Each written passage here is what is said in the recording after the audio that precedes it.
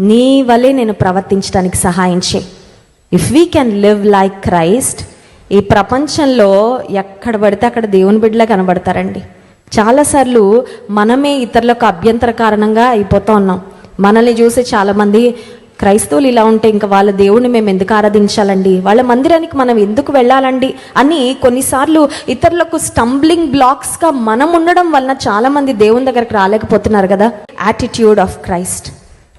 If we can live like Christ, if we can think like Christ, if we can talk like Christ, if we can walk like Christ, if we can help like Christ, if we can forgive like Christ, what a huge impact we can make in the world.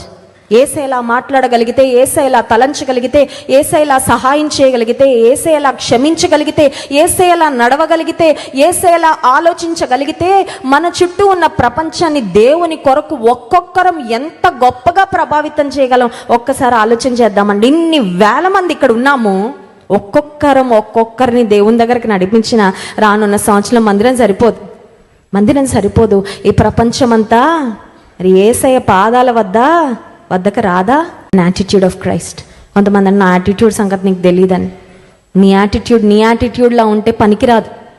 నీ attitude, నా attitude ప్రభు attitude లాగా అవ్వాలి. ఒక్క మాట చెప్పి ముగిస్తాను. Your attitude will determine your altitude.